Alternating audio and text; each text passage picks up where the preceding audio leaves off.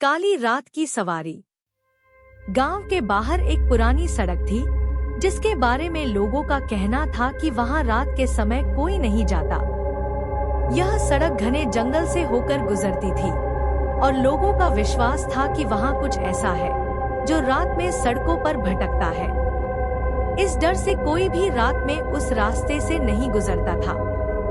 रमेश एक नया आदमी था जो हाल ही में शहर से गांव आया था। वह इन कहानियों पर यकीन नहीं करता था।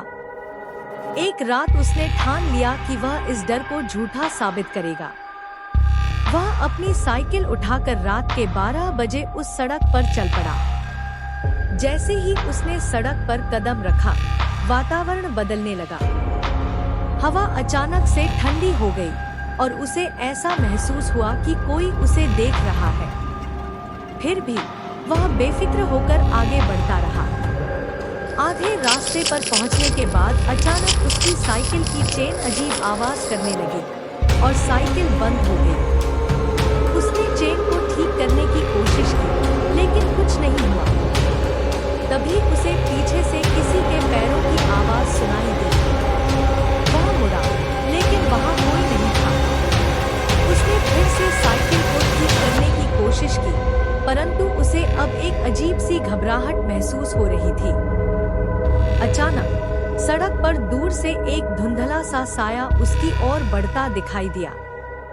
वह पहले धीमी गति से चल रहा था, लेकिन धीरे धीरे उसकी चाल तेज होती गई। रमेश को अब एहसास हो गया था कि कुछ गलत है। उसने साइकिल छोड़कर भागने की कोशिश की, लेकिन जैसे ही वह भागा, उसके पैरों में मानो कोई अदृश्य शक्ति जकड़ने लगी। वह हिल नहीं पा रहा था। वह जोर से चिल्लाया, लेकिन उसकी आवाज जैसे गुम हो गई हो। साया अब उसके बहुत करीब आ चुका था और रमेश की आंखों के सामने अंधेरा छाने लगा। सुबह जब गांव वालों ने रमेश को ढूंढा, तो वे उसे सड़क के किनारे बेहोश पड़ा हुआ पाए। उसकी हालत ऐसी थी जैसे उसने कुछ भयानक देखा हो। जब वह होश में आया, तो उसने अपनी डरावनी कहानी सुनाई, लेकिन उसकी आंखों में अब भी उस काली रात की सवारी का खौफ था। उसके बाद रमेश ने फिर कभी उस सड़क की ओर जाने की हिम्मत नहीं की और गांव वाले भी उस काली रात की सवारी की कहानी को और भी गंभीरता से लेने लगे। ऐसे ही हॉरर वीडियो देखने के लिए हमारे चैनल को लाइक, शेयर एंड सब्सक्राइब करें।